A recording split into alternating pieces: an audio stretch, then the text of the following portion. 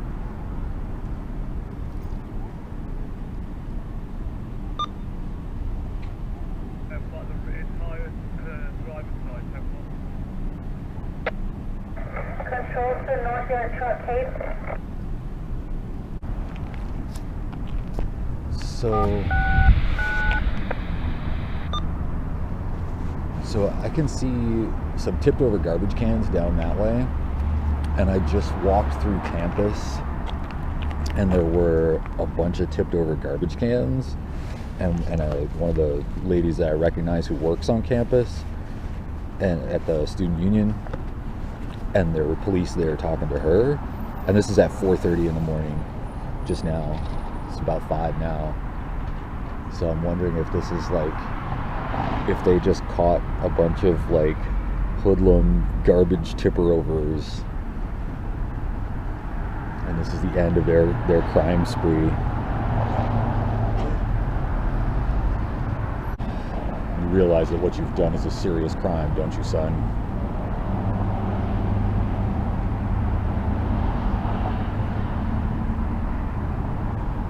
Now, how would you like it if you come out to throw out your garbage and your can is tipped over? Huh? Obviously it's serious. You wouldn't have 3 units show up if it wasn't serious. But sir, I threw my retainer in that garbage at lunch, and it's really expensive, so I was hoping to find it.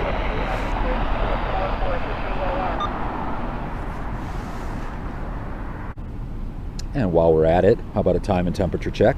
It's frickin' early, and it's frickin' cold for Tucson.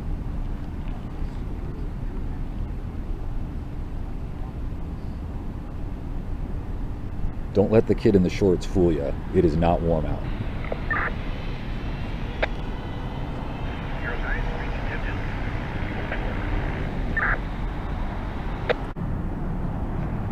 Corralled 6.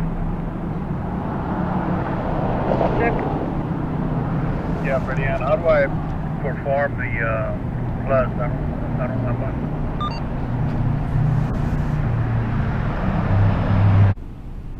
6-10-4, have a good night. Positive.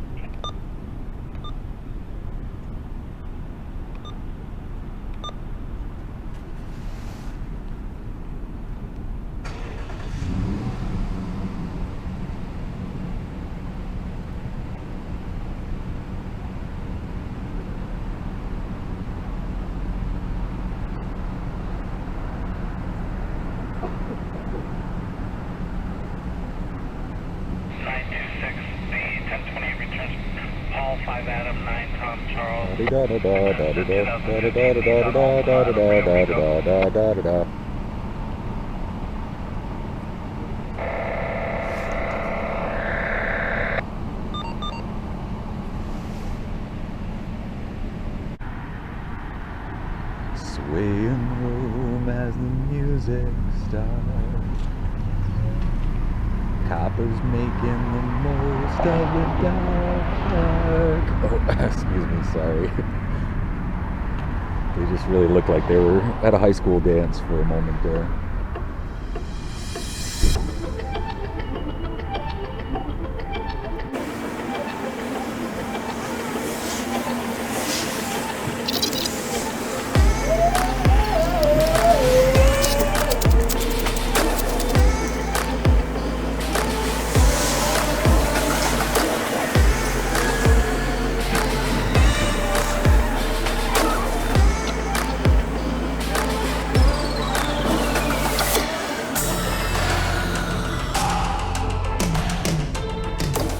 Good chance that at least one of these young men is thinking about how this might affect their political career. Who am I kidding? Past misdeeds don't affect political careers. I'm still asleep. 20 pounds right now, over. I'm in the clear. Yeah, you're in the clear. Here we go. He's in the clear.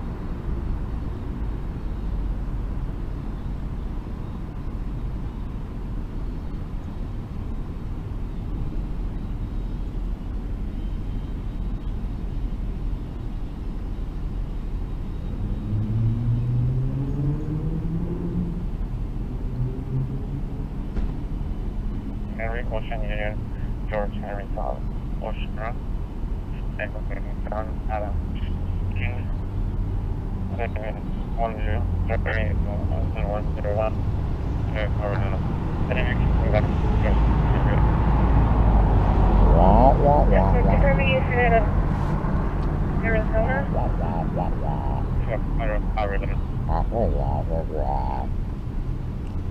Negative 1029 and 27 returns valid for David. Copy. And did you have additional things? Are we ready? His ride's here.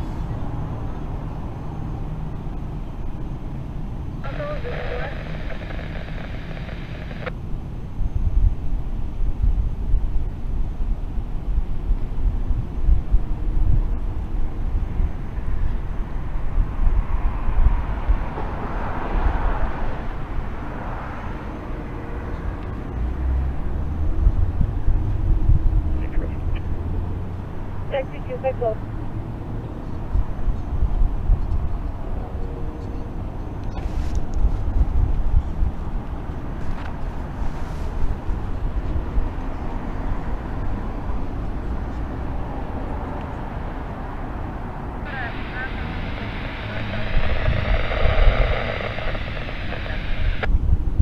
Call me back when you're ready to go.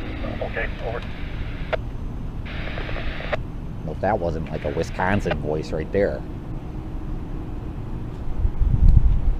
Call me back when you're ready to go.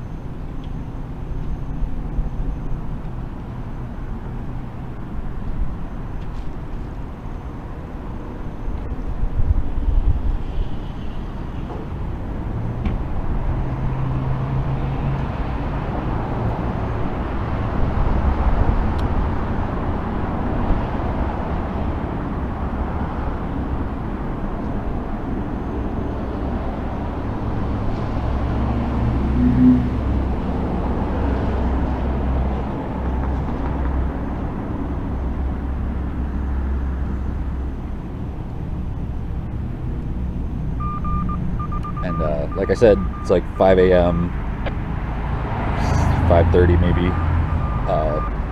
in Tucson. So we are, it's Monday, November 15th. So we are just a few hours away from the beginning of jury deliberations in Wisconsin v. Rittenhouse.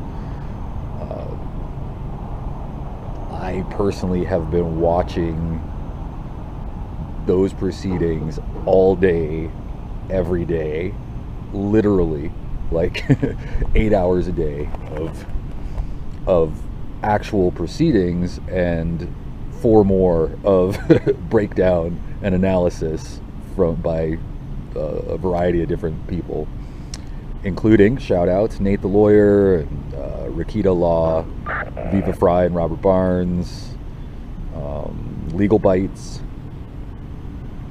Runkle of the Bailey, Assisted living pendant 332 missing at 5:04 a.m. Uncivil Law, Sitch and Adam, and yes, others, definitely others too. And I come away from this past week plus of watching that court case with the kind of partial, like a 10% belief, or more like a wondering, but starting like edging toward belief that what we're watching is just some pretty darn good acting.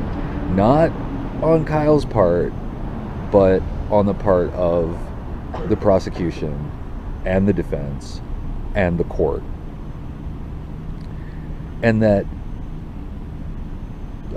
Assistant District Attorney Thomas Binger's totally hateable, borderline, constantly contemptuous personality and actions and behavior in the courtroom is just a distraction. That it's a carefully chosen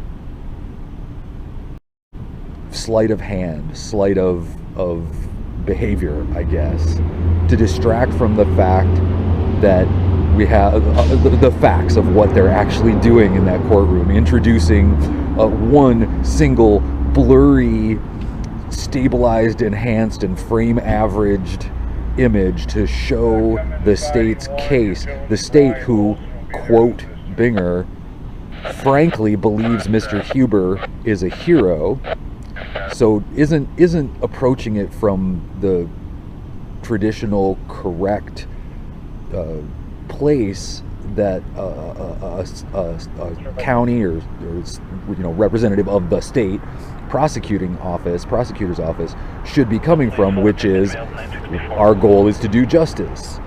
Their goal is to get a conviction, and it's like obvious as it could be. Like they're testifying constantly. The prosecution is like introducing evidence in their arguments to the court. They're like they're taking positions and and basically just testifying to them constantly, despite the fact that no witness like backs up what they're saying. They're just, it's like a vendetta. It's crazy. It's ridiculous. Like the fact that it continues to go on. Like it doesn't even matter what the verdict is, which will come today or tomorrow, I guess. That whole proceeding shredded criminal justice in this country. Like that is such it's an embarrassment. It's like, I don't know, it's like a presidential election or something. So that's my feeling. Like I just think Binger's whole persona is a put on. It's just a distraction, and much of this case was predetermined from the beginning. I don't know. I have very little faith that anything real that resembles justice is happening in that courtroom.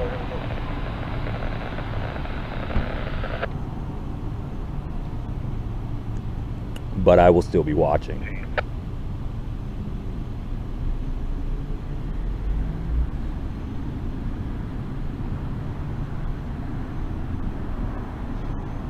I have my own court case this week, and rather than preparing for that, so yeah, the city of Tucson. Well, I don't know if it's the county, the Pima County prosecutor. They are moving forward with my trespassing, criminal trespass, and resisting arrest charges from last June. I think it was from June. Or was it earlier than that?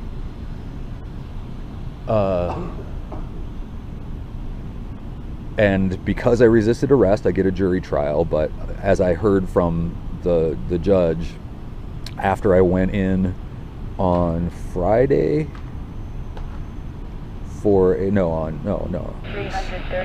last week, to check in to see whether my trial that was scheduled for this week, I went in last week to check to see if it was still going to happen, right? So up until a few days ago, I was convinced that they were saber rattling, and I understand that is a really bad thing to rely on. If you just think that they're just trying to push it to the last minute, which, I mean, you know, not even knowing until a week before whether the trial was actually going to happen.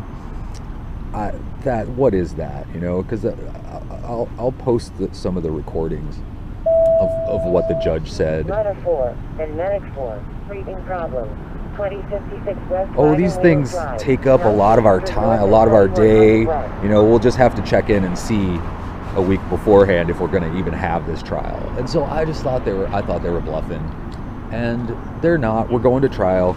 It's going to be the trespassing charge will be heard by the judge. So it'll be a combined, it'll be a hybrid trial. I'm going to have a bench trial at the same proceeding. I'm going to have a bench trial for the trespass, and I'm going to have a jury trial for resisting. And I don't even know. Like I've never represented myself in a legal proceeding of any kind. And I don't even know, you know, after watching, that's what, like watching the Rittenhouse case and other court happenings, you know, you start to see the fine points of what goes on, and how so very much of your case depends on knowing the law, the fine points, the workings of the court system, like all that, like doing this, like I was committed to spending nothing. I was like, I'm not even gonna pay the $25 to get the body cam footage. I didn't even do that. I paid absolutely nothing. That's what I wanted to walk out of this unlawful arrest, paying 0. That's my goal.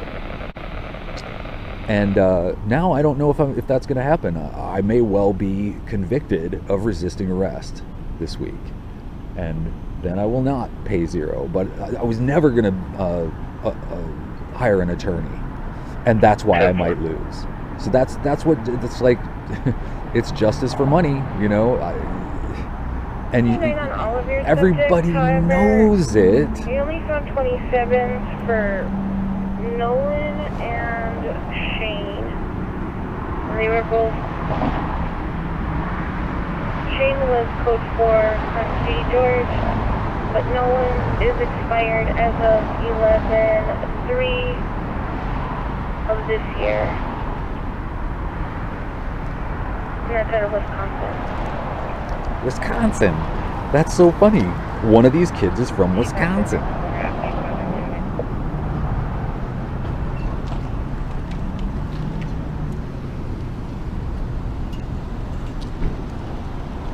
Dude, don't park there. That's not even a parking spot, man. CIA is here. Maybe not.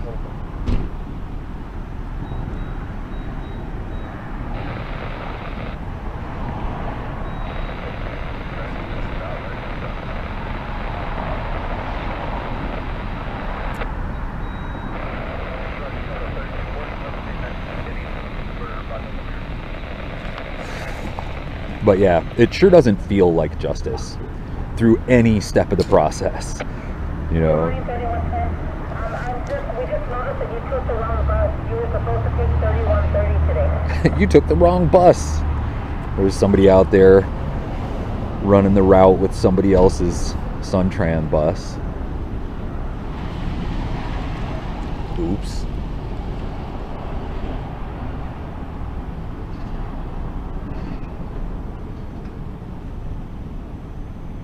You can show Jack Houghton and Jameson at Owen 1015. 525. It's 5:25. Or 25.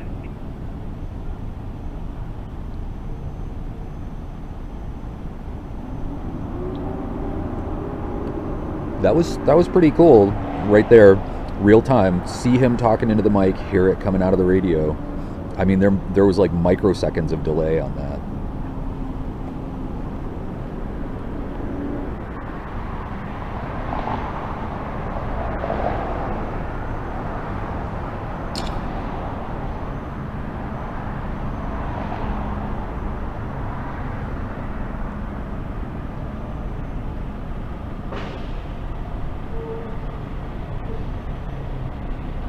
Out of Illinois.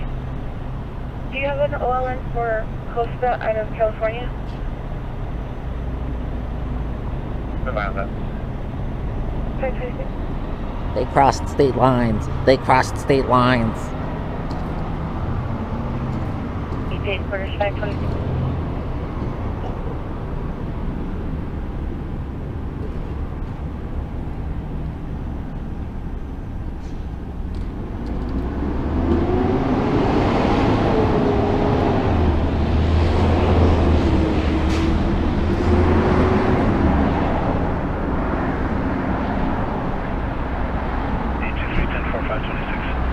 So yeah, I have no idea what I'm going to be facing in terms of One now operative over.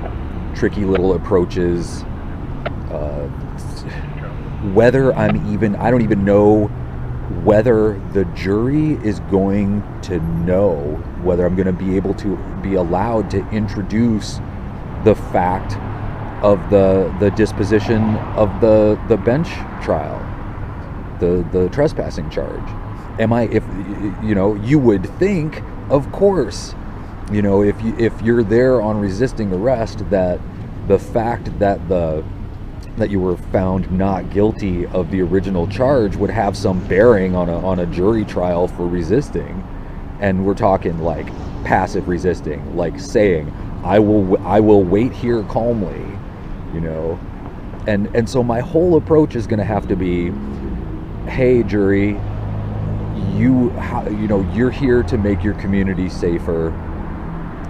You know, how does it help to punish someone for doing something, you know, you would probably, you know, you would want to be free to do, you know, when you have an officer of the law come up to you with a completely incorrect assertion that you're breaking the law, and they want to put you in handcuffs. You know, wouldn't it be a reasonable society that allowed for you to say, okay, I'll wait here, bring your supervisor onto the scene, and let's explore this. You know, so I mean, the officer was just off the hook from the beginning. I mean, he wasn't like totally freaking out, and we're all used to seeing people totally freak out on YouTube and wherever else. But he didn't do anything lawful except, you know, some of the questions he asked the other people. Like, as soon as he talked to me, he was like, I need ID. And he, you know, which was nothing. Like, there's no basis for him to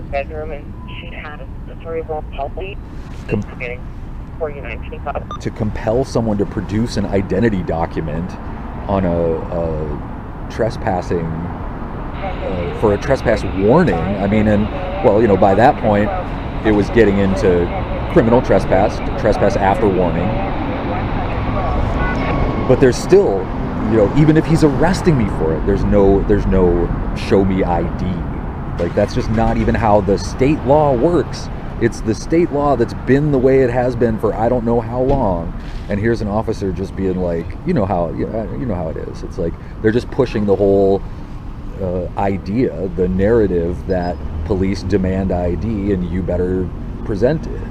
Like, no. and he just went there and refused to answer. A 13-year-old male. How do you copy? Refused to. Yes, ma'am. We're going to have an approximately 12-minute ETA. On board is a patient 1, 3 years old, 13 years old. Going up to the PICU, patient has been intubated for a overdose of approximately 5 to 30 HTC pills. Oh my God. The patient was initially violent and combative with EMS, has the possible seizure-like activity. And is being sent to your facility for possible serotonin syndrome. Current set of vitals is 115/5'9", heart rate is 143 times 10. What? Birth rate is 122, patient setting at 99% on our ventilator. Again, our ETA is around 12 minutes. Any questions or orders for us at this time? Holy crud. Okay. Do you know what you're going to?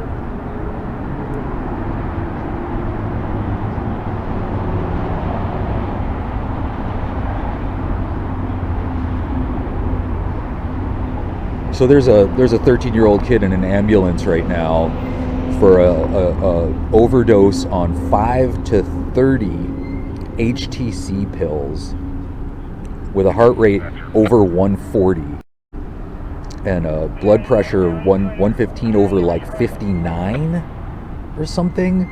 Like, what? His heart is racing, but his blood pressure is like on the floor. But yeah, combative with the EMTs. Was it just HTC? Like, I don't even know if the pills, like pure. Oh, he said HTC. I'm thinking THC. What the heck is HTC? That's weird.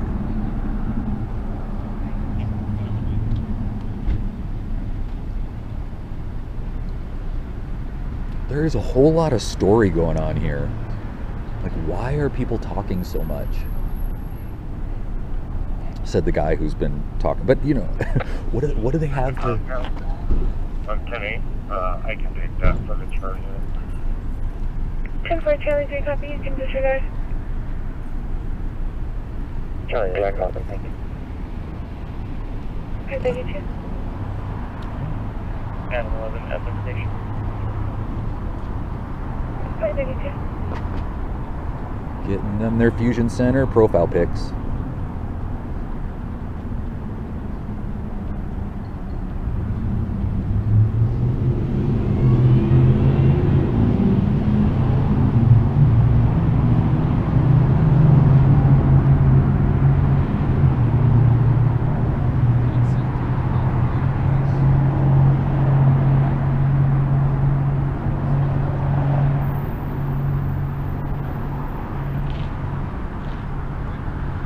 The 3 to Heather Smears out of Tucson in the blind 530.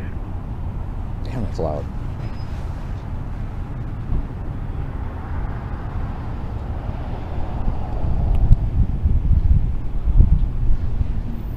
Thank you, sir. 533. Appointment call out of 7715 North Casimir Pulaski Avenue.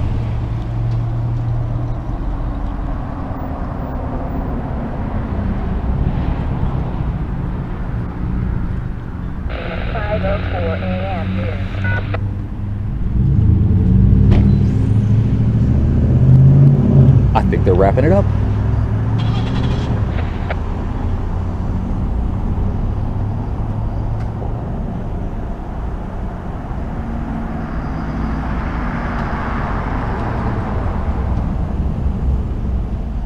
Sometimes this coffee lasts hours. This Contigo is real good at keeping it hot.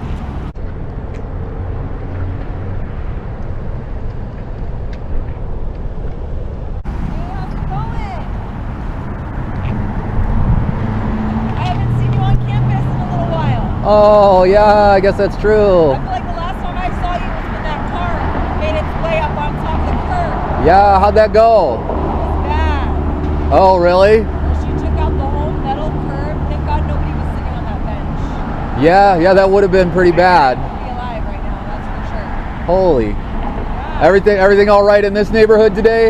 Yeah, What was going on? Anything? more or less. Kids being kids. Okay. All right, man, have a good one. All right, you too. Take care. Thank you. Speaking of performances,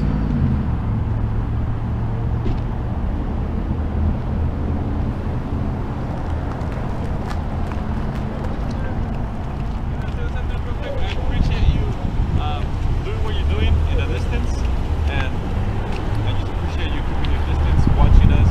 I don't know if you're filming us.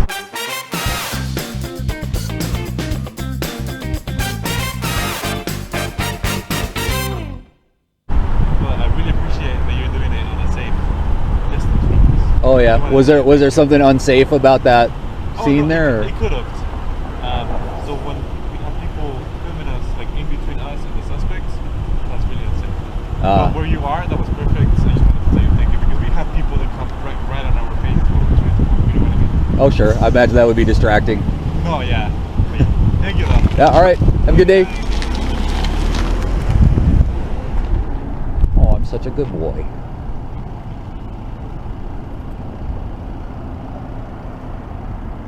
Got a warm, fuzzy feeling now.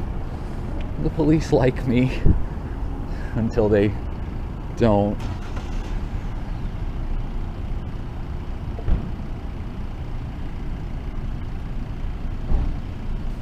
But yeah, I have basically finished this coffee. And I can't have that. I must refill. Anyway, so that's sort of an update on the court case. Definitely more after it actually happens.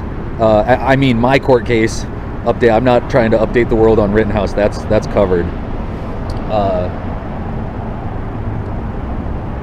But yeah, I mean, I don't even know, like I was saying, I don't even know whether I get to introduce to the jury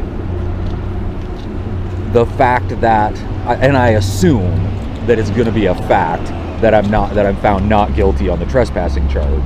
I mean, I'm standing on rented property rented by the state of Arizona for a public office, the Department of Economic Security office, where people go to get food stamps, etc. And the security guard from the plaza on which that office sits asks me to leave the state office. Like, what? How can anyone contend that security guard has control of the state's property? Anyway, I mean, that's what that hinges on. So I thought that was going to the jury up until I got the voir dire day before yesterday. Found out it's a bench trial for that, just for that. So I don't even know if I get to tell the jury about that. I don't even know, I don't even understand how I'm going to be testifying. How am I going to introduce evidence? I question myself and then get cross-examined. Do I even want to do that? Or do I just want to save it all for the closing? I don't even know if at some point I incur some extra penalty for not having prepared properly along the lines of ineffective assistance of counsel, where the county or the city or whatever is going to find that I abused the process by not putting up enough of a case.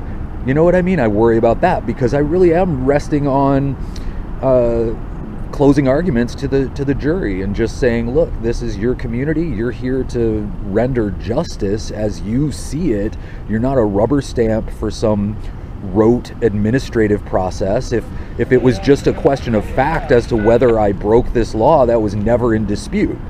The prosecution is probably going to tell them they have to find me guilty, and my closing arguments are going to be, no, you do not. That's why you're here. You render the verdict that you believe in, given all the evidence, given all that you've been instructed about the law, and given all that you know about what happened on that day and what you would want to happen in the future if you were in that position, or if someone that you know and care about was in that position of being approached by a law enforcement officer who's completely mistaken about the law and insisting on waiting for a supervisor to clarify the legal question. And them insisting on putting you in handcuffs, so I don't know how well I'm going to present that to the jury, and that's really what is going to end up mattering, I guess. And I don't know if So basically, what I'm talking about is jury nullification, and presenting that to the jury in my closing arguments without saying it. Just saying, hey, why are you here? You're not just here to say, oh, he broke the law, therefore we must find him guilty. You're here to look at the specifics. And so that's where I'm at. I'll let you know how it goes.